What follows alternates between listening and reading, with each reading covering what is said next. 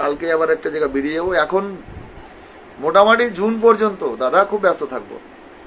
মানুষ যেভাবে পরিষেবা চাইছে মানুষের পরিষেবাটা দিতে হবে। লড়েছি 8টা বছর, তখন না হয় এখন একটু কষ্ট করে সময়টা দিই।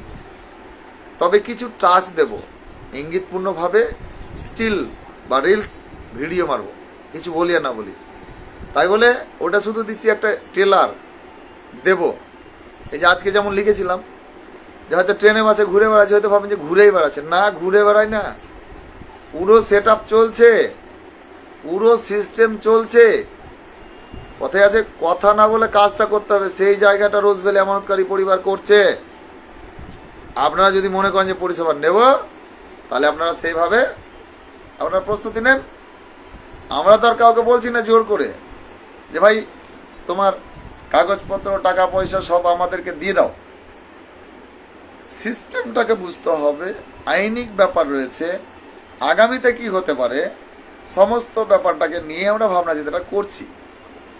তো আমি আপনাদেরকে বলবো, যারা রোজভ্যালির প্রতারিত মানুষ, যদি নিজের দক্ষতার সাথে আপনি আপনার মতো করে আবেদন করতে পারেন অবশ্যই করুন। আমি আবারও বলছি, আপনারা যদি পারেন অবশ্যই আবেদনটা করুন। কিন্তু যে জালিয়াতিটা চলছে 2 নম্বরিটা, এটা জেনে নেবেন যে লুট। কারণ সারদা কাণ্ডের পর থেকে বকবকানি অনেক করেছি, কিন্তু কেউ তো আপনাকে সুবিধা পাইয়ে দিতে পারেনি। তো যেটা আপনি যে দেবেন সেটাই আপনার লুটছে। তো সে মতো অবস্থায় এখন শুধু এটাই বলবো যে আপনারা যতই করেন, নেগেটিভ বা পজিটিভ এখন কোনোটাই বলবো না। এখন শুধু এটাই বলবো যে আবার জালিয়াতি শুরু হয়েছে। হয়তো দেখা গেল নদিয়া থেকে বলছে যে এটা হচ্ছে গৌতম কুন্ডুর কোম্পানি, মেদিনীপুর জেলা থেকে বলছে এটাই হচ্ছে গৌতম কুন্ডুর কোম্পানি। তাহলে আসলে গৌতম কুন্ডু জেলে বসে খুলেছে কতটা কোম্পানি, তাই না? এক। দ্বিতীয়ত কথা হলো, এখন এই যে এজেন্টরা যে টাকা পয়সা দিয়েছে, আবার কিছু সিনিয়র লিডার বলছে কি যে ওর থাক, ওর নামে আমি তোমার করে দেবো। তো তুমি তো লাখ লাখ টাকা কোটি কোটি টাকা কমিশন খেয়েছো, তো তুমি টাকা কেন নিচ্ছ? টাকাটা পাইয়ে দিতে এগ্রিমেন্ট করে দাও। আর তো মৌখিক হবে না, অর্জুন ফর্জুন করিয়ে 12টা বাজিয়ে তো সর্বনাশ করেই দিলে। তারপরে আবার বলছো যে আমি তোমার টাকা অ্যাকাউন্টে ঢুকিয়ে দেবো। এর রাইট আছে কি বলুন? একটু আপনারা শিক্ষিত মানুষ, আমি নেই মূর্খ, আপনারা বলুন তো সিস্টেম আছে? সিস্টেম এটাই হওয়া উচিত, যেটা বারংবার বলেছি, চিৎকার করে বলেছি, যে একটা অপশন দিতে হবে ফার্স্ট পার্টি সেকেন্ড পার্টি। যদিও যারা আপডেট করেছেন দেখেছেন, বলা হচ্ছে কোম্পানি থেকে কত টাকা দেওয়ার কথা ছিল, প্রাপ্য টাকা কত, কোম্পানিতে যদি পেয়ে থাকেন সেটাও বলেন। তাহলে যদি ওই লাইনটা লিখতে পারে, তাহলে লক্ষ লক্ষ মানুষ যে পাবলিকের টাকা দিল তার অপশনটা দিয়ে দুটো অ্যাকাউন্ট দিয়ে একটা অপশন দিলেই তো হয়। এটা নিয়ে কারো মাথা ব্যথা নেই। শুধু যত পারে মার্কেটকে চিটারি বাটপারি করে নাও, লুটে নাও, দিয়ে দিন।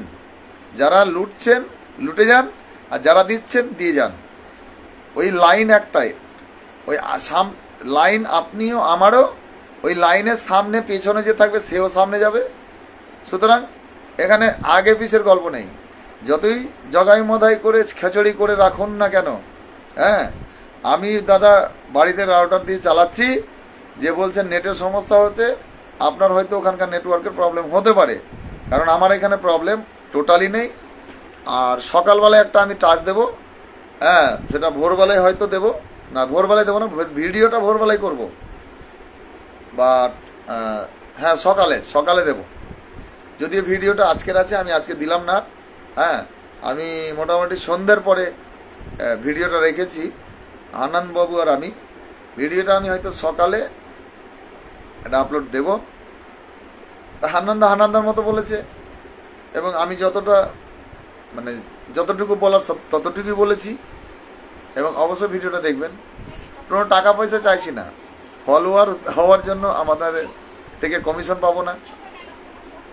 আমরা একটা সিস্টেম তৈরি করেছি যেটা মানুষের জন্য লড়লাম এত বছর, এইবার জমা দেওয়াটাই শেষ কথা নয়। এই টাকা পাওয়ার জন্য যেটা করণীয় তার প্রসেসে আমরা প্রসেসিং এগোচ্ছি।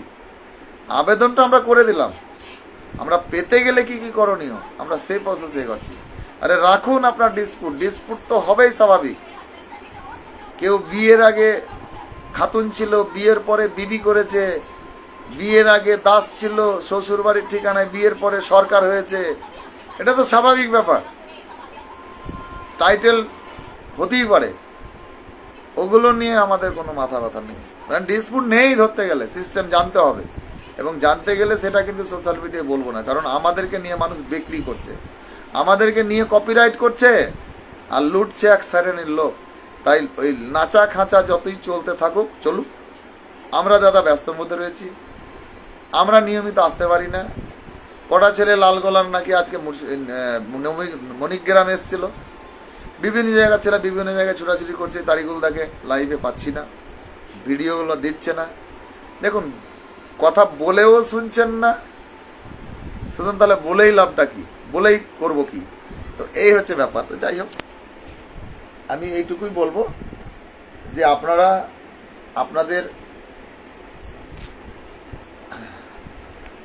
আপনাদের কাগজপত্র ঠিকঠাকভাবে রাখুন, জেলা নেতৃত্বের সাথে যোগাযোগ করুন। আমরা চাইছি, দেখুন, সংগঠনটাকে বাঁচাতে হবে। আমাদের উপরে উঠে পড়ে লেগেছে সমস্ত বিরোধী দলের মতো। এবার আপনারাই ভাবুন, ও কেউ কিন্তু প্রতিবাদ করছে না যে হার্ড ডিস্ক ডেটাটা আপলোড দেওয়া হোক।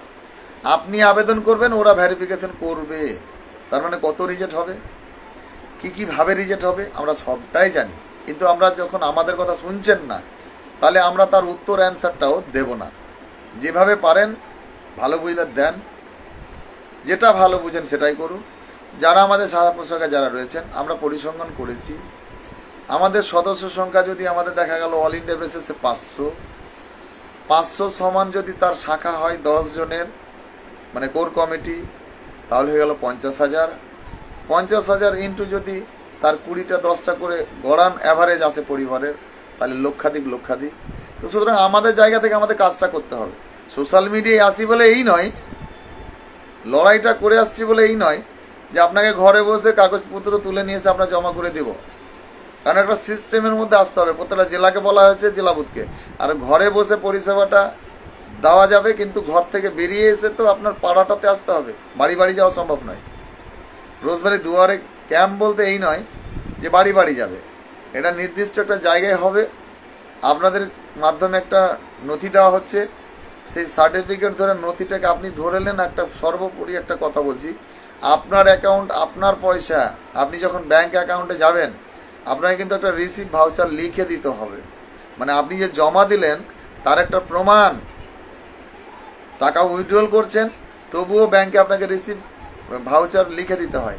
কারণ আপনি যে উইথড্রল করলেন, ব্যাংক কর্তৃপক্ষের কাছে প্রমাণ, আপনার কাছে প্রমাণ।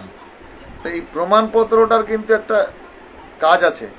তো আমরা একটা কর্মসূচি নিয়েছি, অনেকেই জমা দিয়ে এই আমাদের ফর্মুলাটা জানার পরে কিন্তু অনেকেই কপালে হাত দিচ্ছে যে আরে এটা তো জানার ছিল না, এটাই নিয়ম, যেটা করা হয়েছে এটাই নিয়ম, এটা সাংবিধানিক নিয়ম।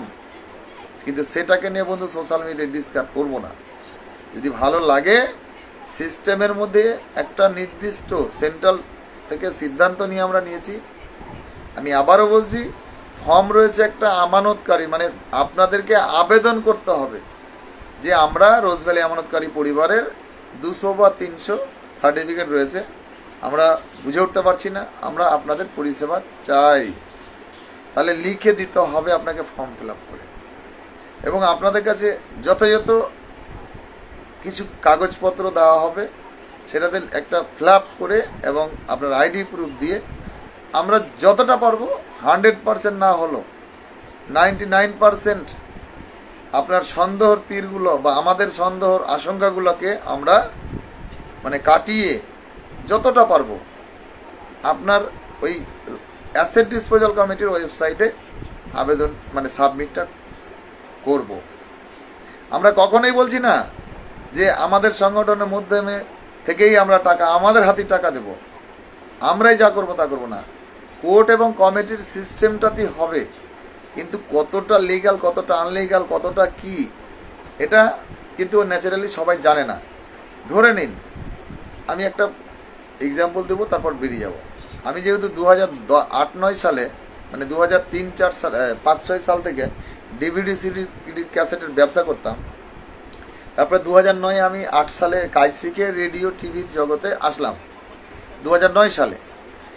তো আমি তো কাজটা শেখার সময় রেডিওর কাজে আমি কিন্তু তখনকার বাজারে 1700 টাকা মাসে পয়সা দিয়ে মিস্ত্রিকে দিয়ে কাজটা শিখেছিলাম, যে আমার খিদে ছিল কাজটা শিখতে হবে। এই মতো তখন কাজটা শেখার জন্য আমি কিন্তু সেই সময়ে 1700 টাকা মাসে দিয়ে কাজটা শিখেছিলাম। কেন যে এই কাজটা আমাকে করতে হবে, শিখতে হবে, ভালোভাবে আমাকে জানতে হবে। কেন যে মানে হাতের কাজ বা কোনো কাজ শিখতে গেলে তার প্রশিক্ষণের দরকার আছে, এবং কতটা ডেভেলপ করব তার উপরে ডিপেন্ড করবে সেরকম ভালো মানে দক্ষতা মানে কাজের লোকের দ্বারা, যার ফলে পরবর্তীতে আর কোনো ভুলটা না হয়। তো যাই হোক, অনেক বলার আছে, অনেকেই কমেন্ট করছেন এই কথাগুলো বলতে, যে আমি হয়তো ভুলেও যাচ্ছি কি বলবো বলে। তো অনেকেই কম বেশি কমেন্টও করেছেন, আপনাদের অসংখ্য ধন্যবাদ। অনেকে আবার যোগাযোগও করেছেন, তাদেরকেও আপনাদেরকে ধন্যবাদ। এবং যারা 10টা 5টা 2টো নিয়ে বসে আছেন, আপনাদের জন্য পরিষেবা আছে, আপনারা নিশ্চিন্তে থাকতে পারেন, এটুকুই বলবো। যা দ্বারা বাড়িতে 5 জনের 25টা সার্টিফিকেট নিয়ে আজও রোজভ্যালি আমানতকারী পরিবারে বসে আছেন, আপনাদের জন্য সেটা পরিষেবা আছে। সেটা আপনার হবে হয়তো 25 তারিখ নাগাদ, মানে 20 তারিখও সম্ভবত হচ্ছে না, মানে এই মাসে 22 থেকে 25 তারিখের পর এই পরিষেবাটাও দেওয়ার চিন্তা ভাবনা আমরা নিচ্ছি। আমি একটা কথা বলতে যেয়ে কিন্তু ভুলে গেছি বলে কিন্তু কেটে বেরিয়ে চলে আসলাম। মানে কি বলবো ভেবেছিলাম, একটা মাইন্ডসেট করেছিলাম যে একটা ব্যাখ্যা দিয়ে আপনাদের সঙ্গে বলবো, কিন্তু আমি ভুলে গেছি। I am sorry, very sorry একদম। তো যাই হোক, মোবাইলটা হাতে ধরে কিন্তু আজকে কথা বলছি অনেক কথা, যে দেখি যে অনেকদিন কারোর সাথে কথা নাই, দেখি একটু আপনাদের সঙ্গে আসি। কারণ এই 2-1টা পয়েন্ট যে বললাম এত কথার মধ্যে দিয়ে, এটাকে নিয়ে আপনারা ভাববেন। আমরা আমাদের জায়গা থেকে প্রস্তুত, আমাদের কাজ চলছে, আমরা আমাদের মতো করে আমাদের যারা পরিষেবা নিচ্ছে তাদের পরিষেবা দিচ্ছি। এটা সারা ভারতবর্ষ নিয়ে চলছে, ফলে কথা বলার মতো জায়গা নেই মোটি একদম। শুধু সিস্টেমেলিটি কাজটা হচ্ছে, সিস্টেমের জায়গায় আমরা কাজটা করছি। তা না হলে তো এই যে যেটা দেখলেন 2-3টে লটে, এটা কোথা থেকে আসলো? তার মানে ফর্মুলাটা, সিস্টেমটা আমরা মানুষকে পরিষেবা যখন দেব তখন আর তো বলার দরকার নেই বা লাগে না, কারণ এখানে আমাদের কোনো স্বার্থ লুকিয়ে নেই। আমাদেরকে বারবার মানুষ কপিরাইট করছে, আমাদেরকে নিয়ে বেচছে। আজকেও দেখেন আমরা লড়াই করে আসলাম, আর আজকে মার্কেটে কিছু ফর্ম টর্ম ছেড়ে বলছে এটা ফিল আপ করে দাও, তুমি টাকা তোমার অ্যাকাউন্টে ঢুকে যাবে। রাইট কে দিয়েছে? কোন খাতের টাকা দেবে আপনাদের কি জানা আছে? আমরাও তো চাইছি 50% দেব।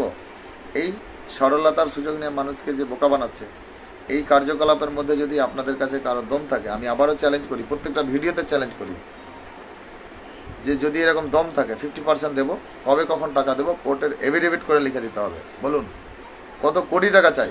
আমি আবারও বলছি, যখন তাদের দম নেই তার মানে এটা অবাস্তব। তাহলে আপনারা এরকম জায়গায় পড়ছেন কেন? প্রশ্নটা সেই জায়গায়। যাই হোক, সবাই ভালো থাকুন, সুস্থ থাকুন। আমি শুধু এটুকুই বলবো যে কাজের শিক্ষার ব্যাপার আছে। যেমন আমার হাতের কাজ, আমি 2008-9 সাল থেকে ইলেকট্রিক মোবাইল থেকে শুরু করে ডিভিডি, সিডি, এসব মানে ইলেকট্রনিক্স জগতের আমি যখন রিপেয়ারিং মিস্ত্রি, নিজে একটা কর্মরত, কাজ জানি। সুতরাং আমি বন্ধু বেকার না, আমি বন্ধু ওই আপনাদের সঙ্গে কথা বলে 10 টাকা 20 টাকা নিয়ে আমি ঘুরে বেড়াই না। কারণ আমার ব্যবসা প্রতিষ্ঠান, আমার কর্ম জায়গাটা আলাদা রয়েছে। আমি এটা পেশাগত না। রোজভ্যালিটা নিয়ে লড়াই যখন করেছি 8টা বছর, আমি চাইছি 2-4-6 মাস 8 মাসের মধ্যে মানুষ সঠিকভাবে আবেদনটা করা। যেমনভাবে ওয়েবসাইটে অপশন দেবে তেমনভাবে আমরা, যেমন 19 তারিখের আগে পর্যন্ত একটাও জমা সাবমিট করি। কেন? যে আমরা কোনো রেফারেন্স না নিলে আমরা কিন্তু জমা করব না। পরবর্তীতে যে পুনরাবেদন করতে হবে, আমাদের কাছে যারা, আমাদের সঙ্গে যারা সিস্টেমে যারা আবেদন করাচ্ছেন, আমরা একটাও পুনরাবেদন করতে যাব না। বয়ে গেছে, কেন করব? ও মামা বাড়ির আবদার নাকি? তুমি সিস্টেম ঠিক করবে না, জগাই মদাই করে সিস্টেমে সাইড রাখবে, আর তার পুনরাবেদন করব আমরা, মানে কিসের জন্য করবো?